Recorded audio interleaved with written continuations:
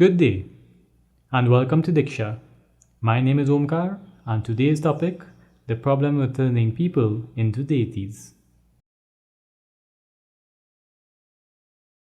Generally speaking, we as people have great admiration for people who have achieved things beyond our capacity. We look at people as heroes, as inspirations, and in extreme cases, we consider them to be incarnations of God or children of God because the things they have accomplished and the tasks they have undertaken in their lives are so impossible and so magnanimous that they could never be achieved by anyone beside God Himself. Now, I am not disputing whether anyone is a deity or a child of God or the Son of God or any such thing. What I am looking at is the social and cultural repercussions for such thoughts, in that we have across multiple cultures. For example, the Christians have Christ, the Muslims have the Prophet Muhammad,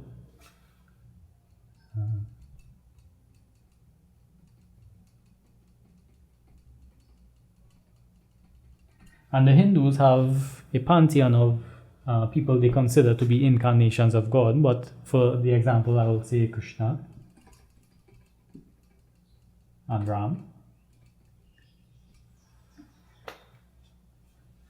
And even if we look at the Greek mythology, we see lots of heroes in the Greek mythology are considered to be the sons of the gods. So sons of Zeus and sons of Ares and everybody.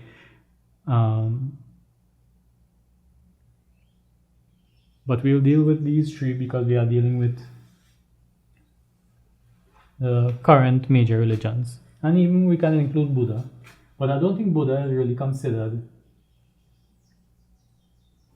a deity, but we'll put him on the list. Now, this is just to show that it's not limited to one religion. So we have the Hindus, we have the Buddhists, we have the Muslims, and we have the Christians, who all have deified their figurehead. Now, these are people that we knew lived because of historical records and because of varying accounts that give similar circumstances, similar stories, similar descriptions of these people. So I'm not contesting whether these people, such as Krishna and Ram, lived. What I am saying is,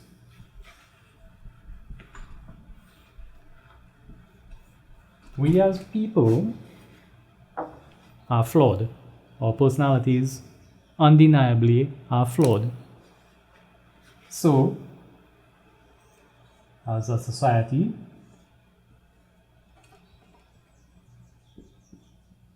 of humans,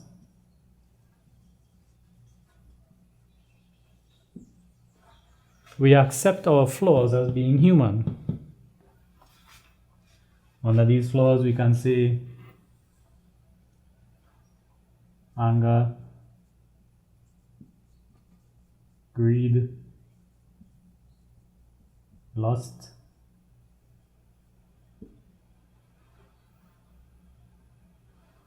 jealousy,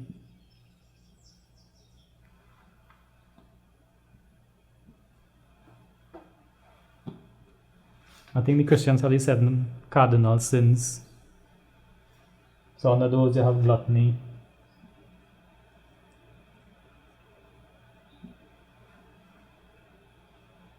I'm not going to write the 7 cardinal sins.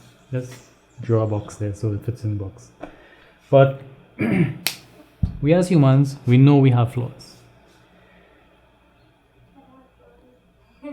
But every once in a while, an individual comes, a human, who seems to transcend one or a group of our flaws. Given, and this is another key factor, they face very adverse situations in their life. Situations that we will tend to justify being flawed as an individual. So having a harsh upbringing, being unjustly condemned. In the case of Jesus Christ, he was killed unjustly. In the case of people like Ram and Krishna, they lived very adverse lives, faced with very, very insurmountable circumstances. And they transcended it. They were able to transcend what we consider flaws, even though it would have been very understandable if they had not. What does this mean?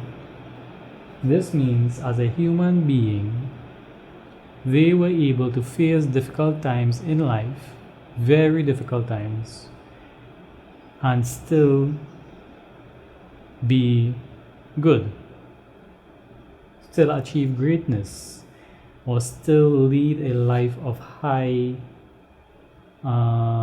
success. Now, as a member of the human race, or the general population, looking at this example, I am faced with two choices.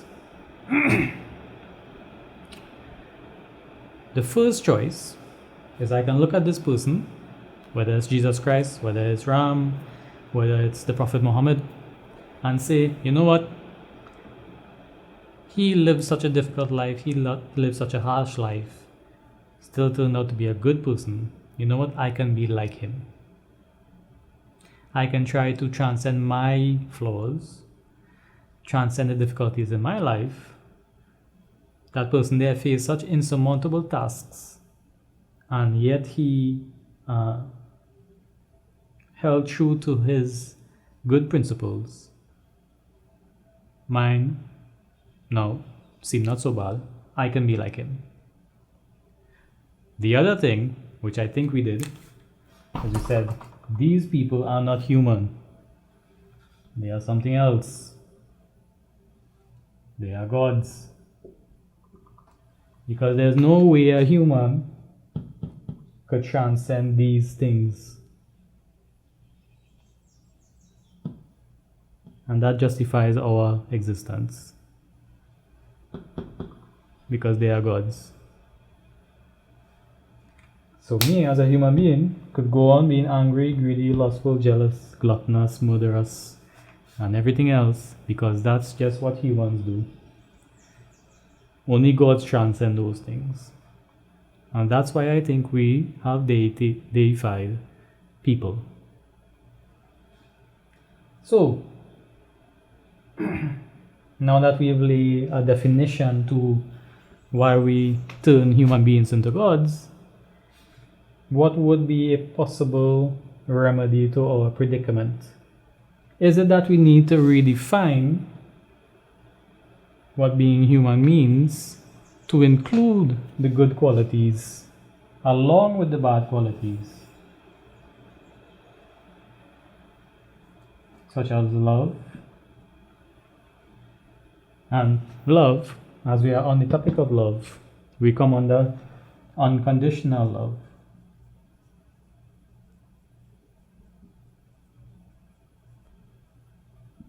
Now, unconditional love means, literally, there are no conditions for that love. It's not because the person was good to you. It's not because the person loves you back. No conditions. So loving, caring, compassionate, nurturing, compassionate,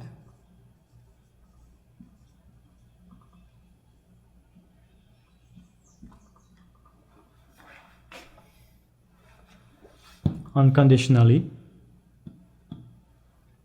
among other qualities. So we as human can strive, given the examples, to be unconditionally loving and unconditionally nurturing, unconditionally compassionate, unconditionally other things, to elevate the human being. When we do that, we no longer have gods. We have examples.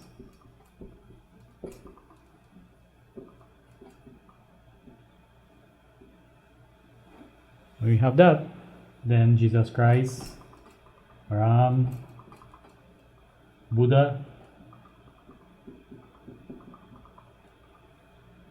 the Prophet Muhammad become examples of what human beings are capable of.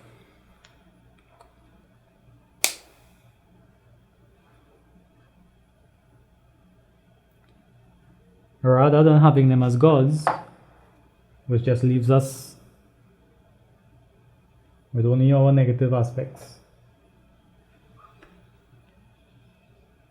So, that's my presentation for today. My name is Omkar. Thank you for joining me on Diksha. If you have any comments on the video, please feel free to leave a comment on our Facebook page. Or if you have any questions or would like to have an idea discussed on future programs, you can also contact us on Facebook.